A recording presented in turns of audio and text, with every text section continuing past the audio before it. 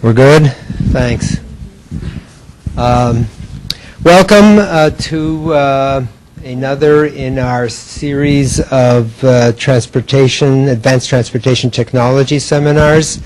The seminar series is sponsored by the Roadway Safety Institute, which is a university transportation center funded by the U.S. DOT. And before I get going on introducing our speaker, I just want to take care of a few little issues. First of all, this is broadcast live all over the country. Anybody who has the address, the URL, can click in. We very much would like to know who's out there joining us. So I've put up a slide of what you should see on your screen if you're off campus, and we'd like you to click on the little dot up in the right corner. That will allow you to type into the window on the right side, and we'd like you to type in your affiliation, your name, your email address, and so that we can be in touch. Number one, and number two, that's where you should be typing in any questions that you might have. And then we will actually, or Kylie will then read your questions to our speaker later towards the end of the presentation. Everybody here in the room, when you ask your questions, you must use the mic, not because it's a public announcement system, but just so that everybody out there can hear your question. So anyway, one other thing, there are a whole bunch of students here who are registered for this class. This is a seminar series. You can get credit for it. If you have any questions about the course, please see me after the seminar series is, after the seminar is over at 4 o'clock. I would like all those people who are registered for the seminar to stay for a few minutes afterwards because I want to take your picture. That way, when you turn in your assignment, so to speak, we can associate a face with a name. So please stay afterwards. I've got a camera here. I'll take your picture. And so when you're famous, I can say, I knew you when. So anyway, let me introduce Hugo Zhao, who's our speaker today. He joined our University Transportation Center at the behest of the state safety engineer of the Illinois DOT, Priscilla Tobias. He is and has been one of the experts on wrong-way driving nationally, and has been the author of many reports in this particular area. Right now, he is an associate professor in the Department of Civil Engineering at Auburn University in Auburn, Alabama. He was affiliated before that with the Southern Illinois University in Edwardsville, which is just outside of St. Louis. He has been involved in many different transportation engineering projects. I can just go on and on and on. But he received a PhD from the University of Southern Florida in Tampa, and also received a PhD in China in railroad engineering, which I was kind of surprised. 2 PhDs, very impressive. We're very honored to have him here. He spent 2 years working for Parsons Brinckerhoff. Many of you might know Parsons Brinckerhoff, one of the preeminent national transportation consulting companies, and is a professional engineer licensed in Florida. So anyway, without further ado, I'm going to let him introduce the subject. He's a much better expert in the field than I am. So without further ado, Dr. Zhao. Thank you, Max. Good afternoon. Yeah, like Max mentioned, I have 2 PhD, one railway engineering, one is highway engineering. So one time I thought I maybe someday become expert for the railway crossing crash safety. So, but I end up doing the wrong-way driving study. So for this, my presentation today, I'm going to give you the a little bit background and what's the wrong-way crash. So how many wrong-way crash per year in United States? How many in Minnesota? Probably we will see that. And I want to give a brief introduction, a statewide runway driving study in Illinois. When I was Southern Illinois University, I started that this project in 2009. Now still continue going on. And another project I want to introduce the emerging safety countermeasures. That's one we did for American Traffic Safety Association. So I know we have the student group, we have more ME students than the CE students. So my background is mainly CE, civil engineering. So I like the interdisciplinary the group, and also I like to learn from you. If you have any good idea, countermeasures from ME side, that would be great. That would be great. So a little background. The project is sponsored by ICT, and also this project, another one by the that's American Traffic Safety Association. This is a book we just published in this year, February. It's very small booklet. Also, we published the guideline for reducing runway driving crash on freeway, and this is also published this year. So there are several publications that report this guideline. We also organized the ICT-sponsored National Runway Driving Summit. So we just published the conference procedure. Though everything now is online for download. National trend. This picture basically gives you you see the blue line that shows the overall fatal crash nationwide from 2004 2011, and this trend is going down. Okay, and red one here, this is the runway fatal crash. This looks very stable, consistent. We didn't see the same kind of trend as the overall fatal crash. Okay, and that's 4% general reduced fatal crash, and a little bit increase for the runway fatal crash. Also, we look the fatality. That's the same kind of trend for the overall freeway fatality and the runway fatality. So about 1% traffic fatality caused by runway driving. That's how significant. 1%. Every 100 you have one. Okay, one. And this shows the distribution runway fatality among different states. We separate in the three groups. If more than 2%, I think it's group 1, and group 2. If you look the Minnesota is here, group 2, 5 people killed in the state Minnesota per year by the runway crash. Texas is highest one, 51. California, Florida. Florida is doing a lot of the ITS test to prevent runway driving. And a couple of months ago, I just listened to the news, and 4 USF, University of South Florida student was killed by the runway crash a few months ago on the I-275. I'm very familiar with that interchange, the area. So they are doing FDOT District 7 is working on is testing some ITS technology on those ramps. And that's a map shows the statewide distribution.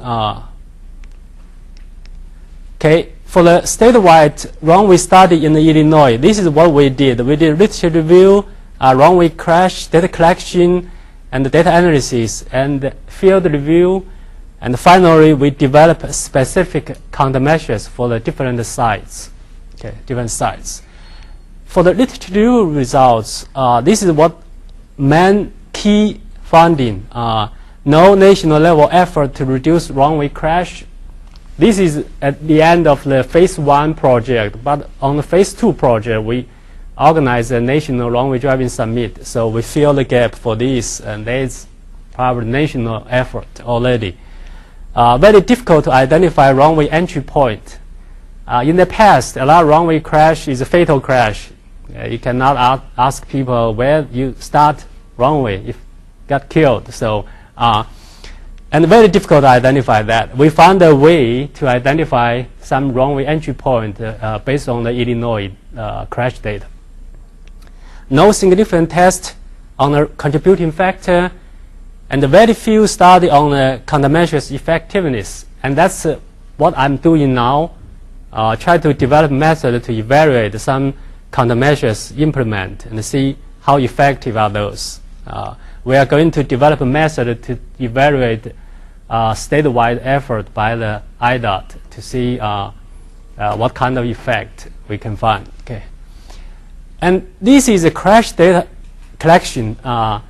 A lot of effort. I have to tell you this. First year, probably most of time we spend to collect all the real runway crash.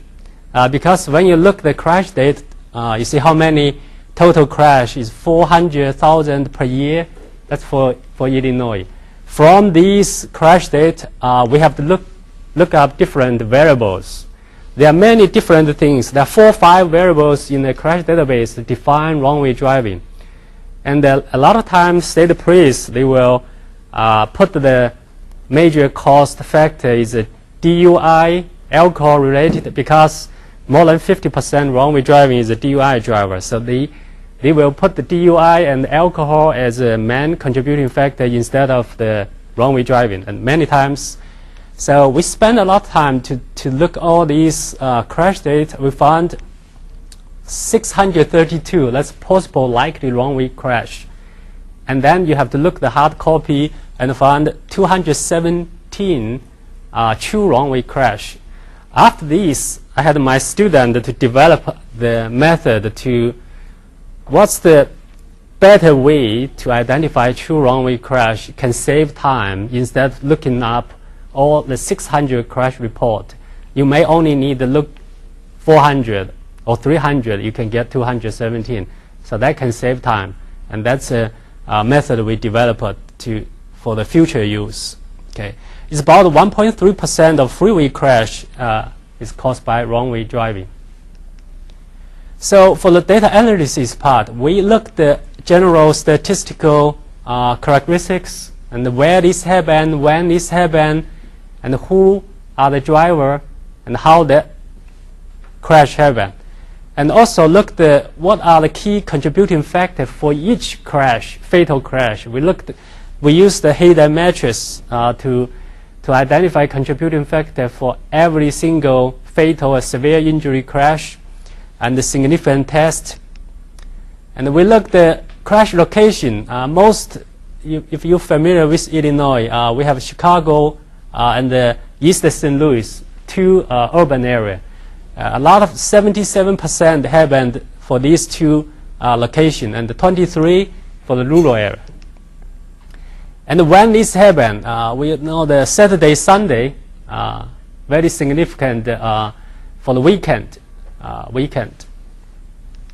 Also, the time of day is about midnight and early morning. Why midnight, early morning? You have more runway crash than other time. Huh? Why? Lighting and number of traffic vehicles. Yeah, lighting. Yes, that's definitely. And the key thing is the number of vehicles, very low traffic volumes, and also a lot of drunk driver at that time. So that's. But the low traffic volume is key because during the daytime, if you have a lot of traffic on the exit ramp, there's no way you can enter the freeway at that time during the peak hour. So there's no way to make that happen. So that's why the midnight, early morning, that's a lot of high percentage of runway crash happen that time. And then we look at the driver. You look at the driver 1625, we found 65 and older. It's overrepresented. Okay, and this number 2.89 means if you have 1% all freeway crash caused by senior driver, okay, that means you have a 3% of runway crash that's caused by 3 times more percentage-wise caused by the senior driver. That's another for the driver age part. Driver condition, look, that's 47% confirmed alcohol impaired.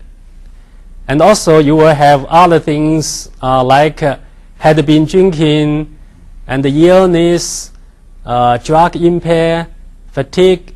But still, we looked at 22% as a normal condition. Still, we have 22% normal, and 18 is about 19% is unknown, okay, from the report. So look at the contributing factor. We found the location, yes. We look at the season, month is not significant. Day and time, driver gender, that's male driver is overrepresented. A lot of probably look at 70% male driver. Okay.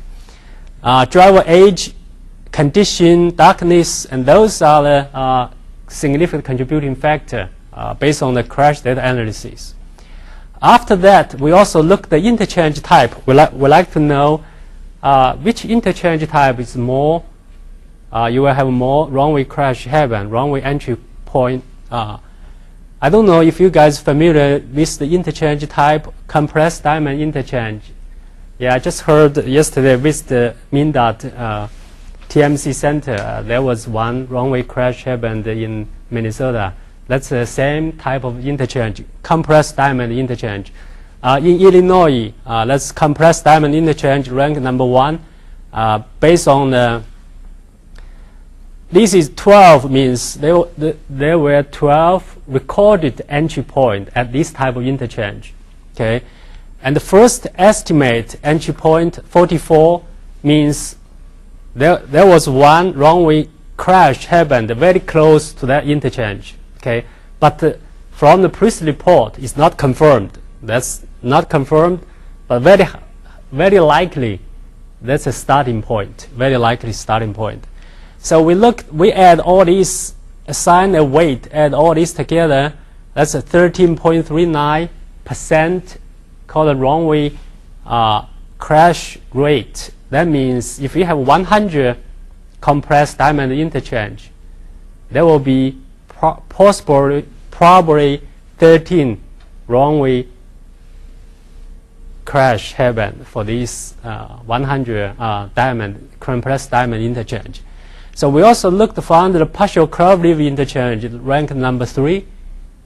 So this based on the Illinois data, based on number of the runway entry found and the number of interchange we have in Illinois. So that's a ratio, adjust the ratio. Okay.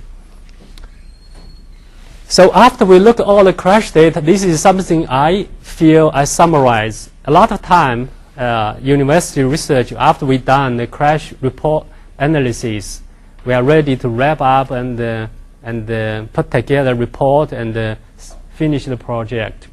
By that time, we have a technical review panel. They ask for strategy or countermeasures to implement. So when we look at the crash data analysis, we found mainly focus on the human factor error. Then when the state police write report, the key thing they want to identify whose fault. So you will see this driver error. That's a key thing. And the very limited information on roadway condition, geometry condition, and signage pavement marking, and they are not going to put anything on that on the report. Also, very small percentage of the runway incident. Runway incident means you enter a runway and you immediately find out, then you correct them by yourself. Okay, probably 95%. Anybody had that incident before? I know Carrie has one. Yeah, see, everybody almost had that kind of the experience. Okay, we call it runway incident, and you will automatically correct yourself. And only 1% caused the crash. That's mainly drunk or the mental or the illness and that kind of condition happen. So a lot of ITS device sometimes doesn't work because a lot of false call for the ITS device. People correct themselves and ITS detect and still send a flashing beacon, keep flashing all night long. But the people already correct themselves. There's no more runway driving. So we did a field review. We select high crash location. We select top 10 high crash location based on the entry point. how to select high crash location, we use the based on the entry points. And we did like road safety audit approach. And you see we have a group of people in the field to look to see if anything we can do to reduce wrong-way driving activity. So we look at the entry point, mainly the exit ramp. That's the main thing we looked at. Some wrong-way crash has no entry point. That sometimes they make a U-turn on the freeway. So also based on the crash reports, some entry point is confirmed. State police say this is entry point starting, and some is not recorded. And this is information about entry point out of the 217 wrong-way crash, and the 44 confirmed entry point. We know this 44 where exactly they start. And the 14 is making U-turn on the freeway, and these 7 cross median and keep going. We also have first possible entry point 127. So that means there is a crash, wrong-way crash happened very close, maybe less than 1 mile, 2 miles away from the interchange. So that will be very likely happen, the starting point. And also we look back another possible entry point. This is a farther distance from the wrong-way crash location, 134. And we assign the weight 1 to recorded entry point, 0.5 to the first possible entry point, 0.5 to second entry point. Kind of weighted sum all these number of entry points to rank the high crash location. And those are the top 10 locations we find. You see if you have a 4-point entry point, that's already a lot. One location in 5 years. See, 5 years you have 2 crash, wrong-way crash happened, and starting from this interchange. That means that's very high frequency. We talk about only 2. It's not that's highest one we got 2. Some 2.25. So this is one location. After I identify this top 10 location, I have no idea what I'm going to see in the field. Okay, and this is all based on the crash data. This is called a data-driven approach. We identify this location based on the crash data. I have no idea what exactly I'm going to see or any engineering improvement we can do. So this is one location. Do you guys know what type of interchange is this one? This is called a partial Cloverleaf interchange. So you have this is on ramp, exit ramp. They close to each other, parallel to each other. I saw we have some here, right? Minnesota, if you guys drive, you know this type of interchange. So for this type of interchange, we found 3 crash happened in the last 5 years close to this interchange. And we use these called a checklist. When you go to field, you check all the do not enter sign, wrong-way sign, one-way sign, no turn sign, and everything to prevent wrong-way crash, wrong-way entry. All the signage, pavement marking, geometry design features. We check everything during the field review. So after field review, we will have a meeting to talk about, you see, for this location, that's countermeasures we identified. Okay, we identified for improvement, the signage, pavement marking, geometry design. And I want to mention one thing we noticed for this location is, you see the exit ramp here. You have 2 left, 1 through, 1 right hand. It's almost 4-lane exit ramp. Okay, only 1 lane that's on ramp. And for those left-hand driver, it's very difficult during nighttime to find entry point. Where is the entrance? Okay, and especially you look these 2 raised curve. What's this? Raised curve median, right? When you drive, you see the raised curve median. You think this raised curve median is going to separate the 2-way traffic. two-way traffic. And that's something caused the confusing for the driver. And I sent one student at this location and spent 2 nights. That's a nice hotel on this side. Okay, I would say spend 2 nights on that hotel, and wake up during the midnight. he set up camera to watch to monitor traffic. Surprise! He found 2 almost wrong-way entry. So I can show you the video on the YouTube. The one guy almost entered here. Last minute he made a change. Okay, almost. And another person found a way to entrance ramp, and he's not sure this is entrance ramp. He started to back up on the entrance ramp. So that's interesting finding for one weekend. And we all know that interchange like this, if once built, it's going to stay there for 20 years. Okay, it's going to 20 years life, and there will be a lot of these similar incidents happen for similar like that. So this is just the study. I don't want to go through every size. We see a lot of things, signage improvement, pavement marking, and all this include the report. Every size we have recommendation for the improvements. So next part I want to talk about is some emerging safety countermeasures. This is called, I would say, best practice by the different states and agency. We like to see what everybody is doing now to reduce wrong-way crash. So we have a 10 case study. Okay, 10 case study. I'm going to show you one picture and quickly go through each case and each countermeasures, and part 2 will be geometry design examples. The case 1 called low-mounted do not enter wrong-way sign. Anybody from California? No? And I'm going to show you this is what I saw in California, and that's do not enter wrong-way sign, low-mounted, very low mounted and oversized. And you see this exit ramp is very wide, 4-lane, 6-lane wide exit ramp. Okay, and that's a nighttime. Okay, how that stand out? Very clear. Do not enter wrong-way sign, and also this tilted angle toward potential wrong-way driver.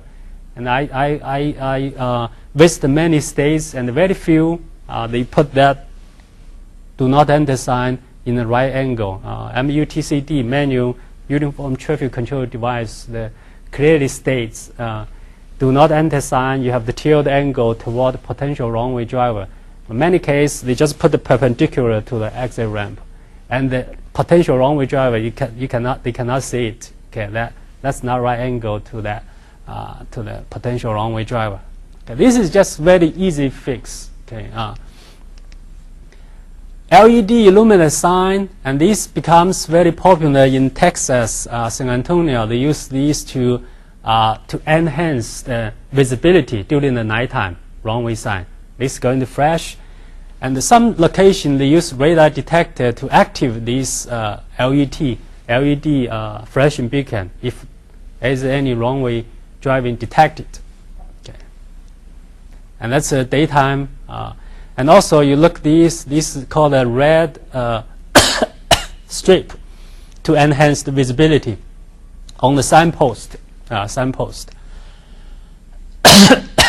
Case number 3 is called a red retroreflective strip and raised pavement marker. You see the raised pavement marker during the nighttime, especially during nighttime. It's very high visible during the nighttime. You see this is called red strips. Very easy. The countermeasures increase visibility. Access management. Okay, this location you look at the exit ramp. If you have a side street very close to that exit ramp, and that caused confuse.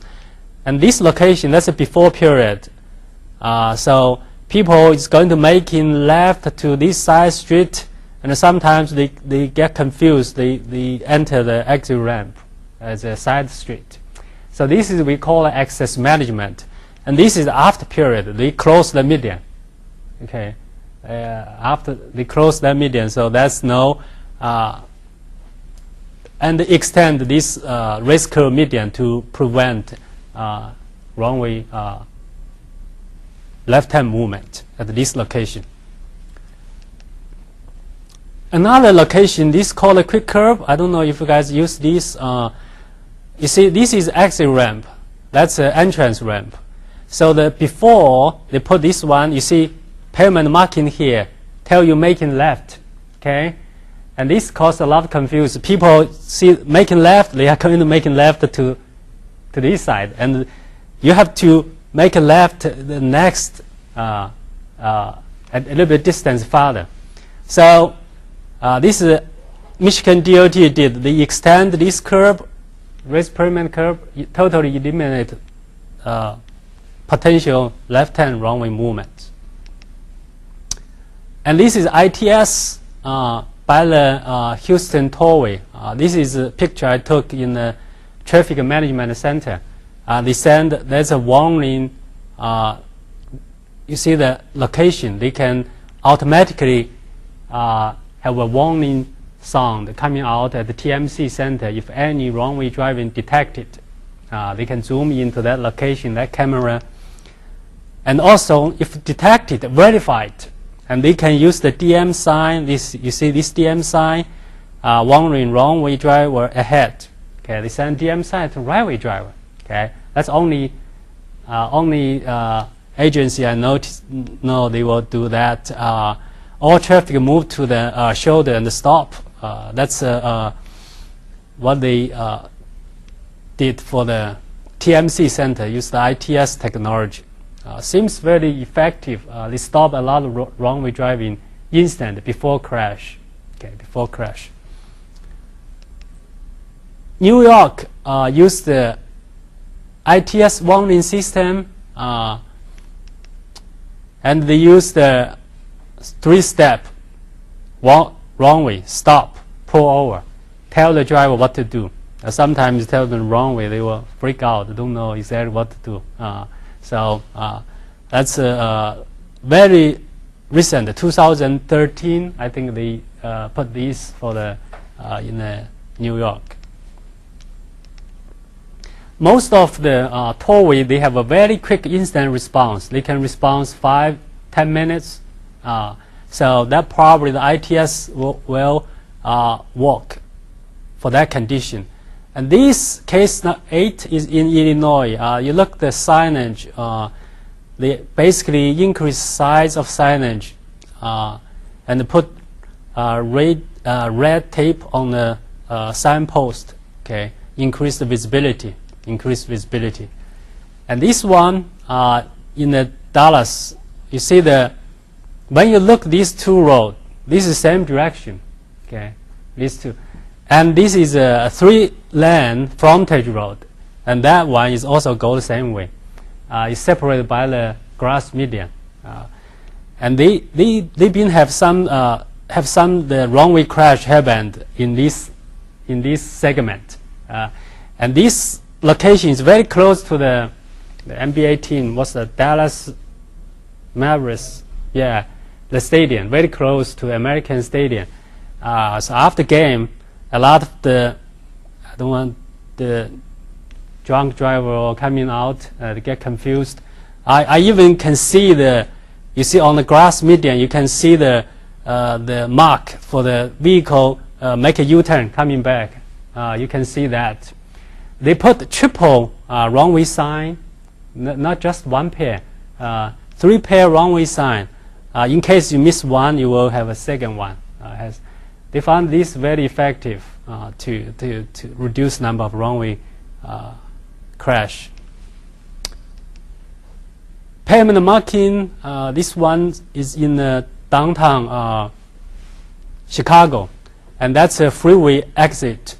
You see on this street, that's before, that's no pavement marking. After they put pavement marking for the enhance the visibility for the land use. And that's another pavement marking. This is very common for the diamond interchange. They put the 10 left sign before next entrance ramp. Okay, this is exit ramp. Because the diamond, sometimes the compressed diamond interchange, the spacing is very short, off-ramp, entrance ramp. So they will put the left-hand pavement marker before this exit ramp.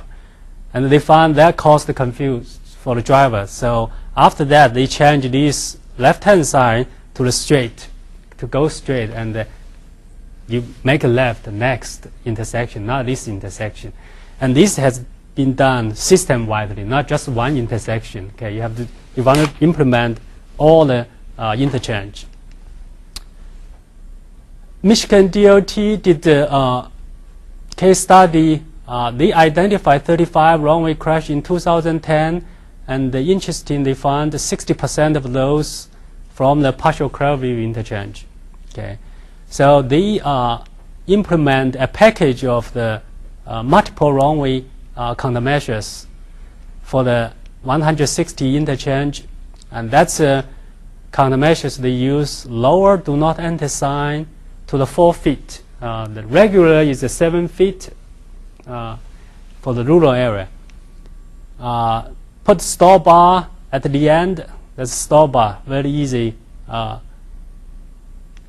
low-cost countermeasures. Exit ramp, wrong-way arrow, pavement marking extension, painted island. Okay. So those are the 10 case study by different DOT. For the geometric design considered a little bit more expensive than the signage pavement marking. Yeah. So geometric design, what you can do, raise median, control radius, channelizing island, and I'm going to show you some examples. Use raise median. And this is the example for the raise median, rural area. That's exactly raise median can prevent potential wrong-way left turn. You think about it, you're going to make a left turn to that exit ramp. It's very difficult. Okay, it's very difficult. If you have this raise median here, very difficult to do. That's raise median example. And also the median barrier, you can separate the two direction traffic on the ramp. And this is the example, use the concrete barrier to separate this exit ramp, that's on ramp. Okay. The problem for this location is they found a lot of crash have wrong way entry in this location. And the reason for this is the concrete barrier extend all the way to the intersection, block the view of the driver. Driver cannot see the entrance ramp. So they push this back a little bit.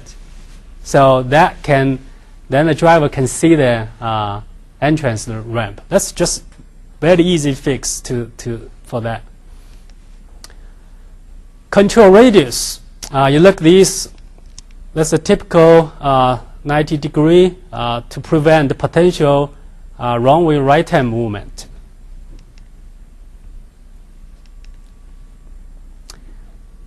Now look this location for the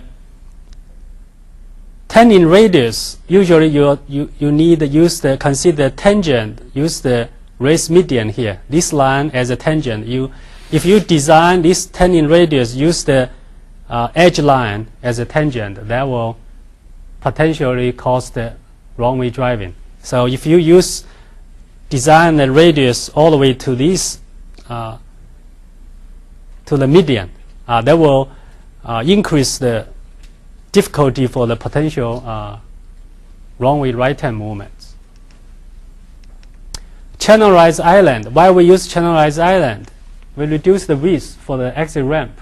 See, if you have one right and one left, you put the channelized island, that can reduce the width for the exit ramp. That's a channelized island. So those are the examples for geometric design for different roadway type. Okay, 2-lane crossroad design and the divided crossroad design. For the diamond interchange, use the reduced turning radius. channelized island, and then extension the race curve median. And these three things, for the rural area, you almost can eliminate those potential left-hand, right-hand, make a right-hand runway very difficult. And this is the guide from IDOT design manual. You see, this is a partial Cloverleaf interchange. That's exit ramp, that's on ramp, and the turning radius, okay, that's a turning radius for exit traffic. That's for the entering traffic, okay. And this is example, real world example to see how that design in the real world. You see the turning radius, channelized island used, race curve median, and for this kind of condition, I think this design works very well to prevent. You see, it's very difficult to make a left turn onto that exit ramp for this location. So they will naturally guide driver to enter in that way. Okay, just that three things geometry design can help. Okay, and other strategy for the left side exit ramp. Study show that cause the driver confusing and isolate exit ramp, and also the two-way frontage road. Do we have two-way frontage road? That two-way frontage road will consider also very confusing, cause a lot of wrong-way driving. And that's one example, and that's probably the end of my presentation. So, any question? And for all the publications for the study, you can download from website. All these proceeding report papers. Yeah, we have 2 ITE paper published on this part.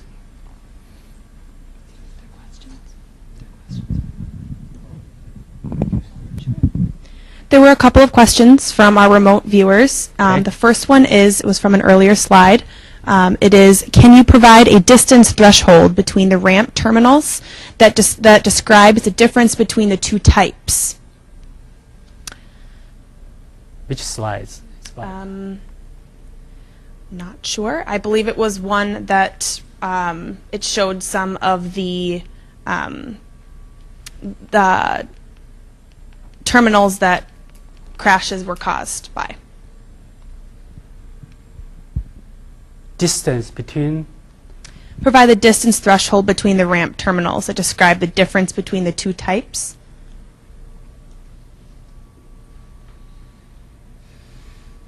Would you like to skip this one?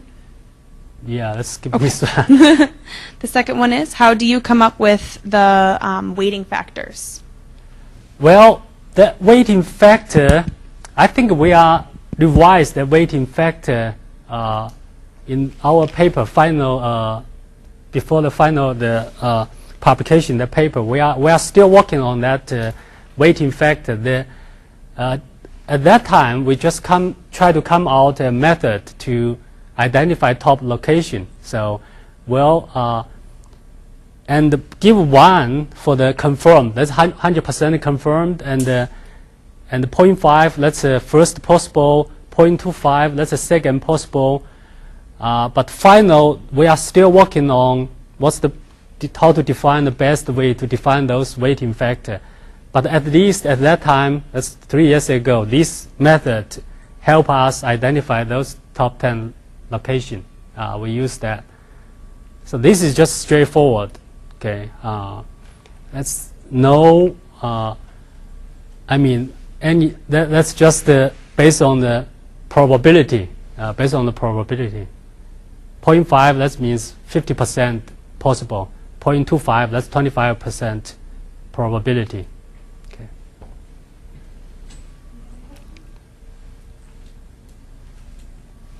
Other questions? Yes. There.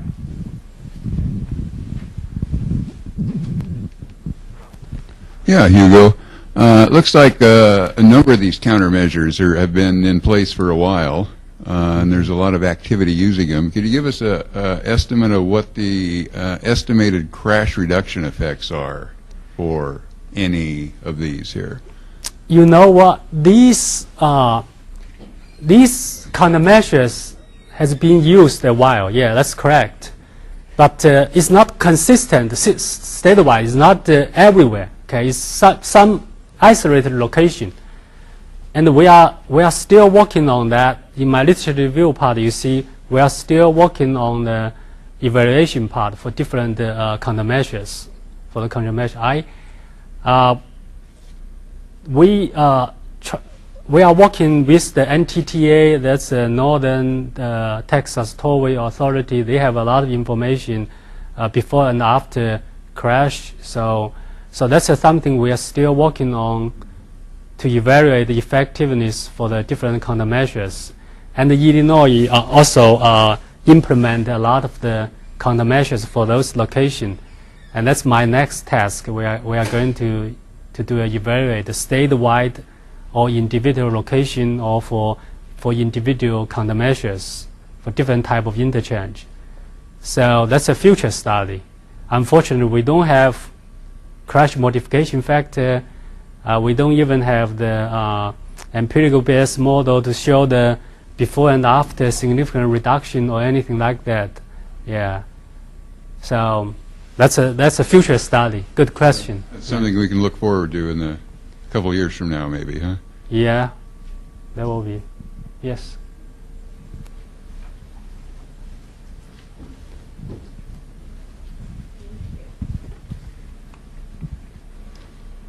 A specification for that last question. Is there a rule of thumb for a distance between ramp terminals of the two different type of diamond interchanges? Compressed versus normal. Well, that's a good question. I don't remember, but if we compressed diamond interchange, most of the compressed diamond interchange located in the urban area. A lot of these we reviewed all located in the downtown Chicago area. So I don't know exactly distance, 200 feet for the compressed, or yeah. Most of compressed diamond interchange connect with the frontage road. But rural area, a lot of standard diamond interchange is not, there's no frontage road connected. So, well, that's a good question. I need to find out that, what's the distance difference between the compressed diamond. I remember someone asked that question before, but I don't remember the distance exactly what it is. Okay. Another question. How did you come up with the factors that are significantly affecting the WWD crashes? All right, let me go back to see that chart.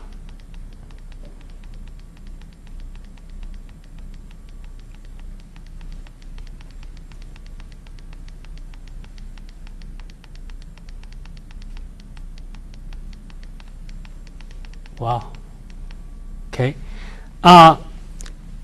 For us, identify if this is significant. You see there is a 1 point here. That's a mean value. Okay, and this extension covers 95 the percentile, the deviation. Okay, so if these two bar there is overlap, so that means they are not significantly different as at a 95 percentile significance. So you look this bar for the 65 and older, there's no overlap with others. And you see all other age group, they are kind of overlap, so they are not significantly different. So that's how we show and the same thing for this one. This is mean, that's a standard deviation, the extension, and the same thing for this one. And these two are not overlap with others, so they are stands out and as a significant factor. So that's how we decide for each factor, if they are significant or not. Okay? I have a couple of questions. Okay. Clearly, just being an older driver doesn't necessarily mean you're going to go the wrong way. No. But typically, mild cognitive impairment could be the issue. I noticed that you had Florida very high up there. Was that because Florida has is that because Florida has a much larger percentage of older residents than other states? I mean, I'm trying to sort of figure, is Texas, they just drink more? Or, why Texas is so high and Florida, for example? Well, that's a good question, but I don't have the answer based on a study. That's all my guess. Okay, the Texas has a lot of frontage road. Okay, two-way frontage road. They have the frontage road maybe 3-lane, 4-lane frontage road. That's just my guess. And Florida, of course, has a more population, the senior driver. But we need to look the data, runway crash to check Florida statewide runway crash to see if that's a senior driver is overrepresented. Then we can conclude. But right now, this is just a guess. And also Texas, I met one person at ITS conference in Mobile, and he tell me, he said, Texas people drive more. The VMT, the total vehicle mile travel in Texas is very high compared to other states. So we just talk about total number. We didn't use the rate, how much people So drive. if you basically divided the fatal crashes by 100 million VMT. Yeah, that may end up Minnesota being number one. I'm kidding. Yeah. I also noticed you had 1/3 rural and 73% urban. So there's a much larger number of urban wrong-way crashes. Yeah. But you keep talking about freeway crashes. What about urban arterials and wrong-way? Is that not an issue? Arterial, for Illinois study, we only consider freeway. We only study all the freeway, wrong-way crash on freeway, not on arterial. So the question is it a significant issue at all with wrong-way turns and arterials because of poor design or whatever? That might be, but the speed is much lower. Correct. So it doesn't necessarily cause a fatality. Yeah, that might be. In Florida, I had the experience, personal experience. I saw the two senior driver. Okay, I can tell them, probably 80 years old. They going wrong way. Okay, they stop in the middle of the lane, don't know what to do because only 2 lane. The guy before me, he drive a pickup truck. He's very smart. He immediately stop and turn his car like 30-degree angle to block all the traffic behind. Otherwise, that's a 2 lane going down. If he stop only 1 lane, another lane still going 45 miles per hour and they cannot move. So this guy used his pickup truck to block all the traffic. And they tell this senior driver, come on, make a 3-way turn, going back. So they will freak out in the car, don't know what to do, just stop in the middle. That's a daytime. That's a daytime in Florida. That's my personal experience. If every driver knows how to deal with wrong-way driver, if you witness, we need education, what to do. I even watched a video in Georgia. It's daytime. The wrong-way driver is a senior driver going wrong way, 65 miles per hour, and this way, freeway, another 65 miles per hour. And the first vehicle saw that car going wrong way, and he can avoid, because a lot of wrong way driver is going left side. They think left side is his right side. He's going slow on the slow lane, So the first car avoid, but the car behind this first car, they cannot see that far distance. Usually the second car behind the first car crashed with the wrong-way driver. So if you witness a wrong-way driver come in, what to do? A lot of people just like to move out and still keep going. Nobody will stop. And some wrong-way driver keep going a couple miles, but right-way driver, nobody stop. Everybody going still 65 miles an hour. I was surprised. The couple of videos in the, I have collected a lot of wrong-way crash videos from the YouTube and some other place. No one even stop. No one will stop. Even you see it, you just try to avoid and you keep going. You know, you don't care the guy behind you what's going to happen. But I think education program. You know, if you witness wrong-way driving, what to do? Okay. Well, let's think for a moment. Future digital maps, high accuracy, embedding direction into the map. So here I'm driving and the car warns me that I'm entering the wrong way. Do you see that coming? That will be good. I know other country, Japan, they already have that. If you're going wrong way, the GPS will probably. And the BMW, the vehicle, they already have that function for the GPS device. But that means they have to have a digital map with sufficient accuracy, Yeah. lane by lane. How accurate? That's another question I have. I want to find out. Is I ask my student to buy all the best GPS device on the market, and they try it at some very complicated interchange to see what kind of the suggestion you got from there. And sometimes the GPS may tell you make a wrong way movement. Okay. I got an email from the transit agency. They tell me they had the experience. The transit driver get on the wrong way based on the information from GPS.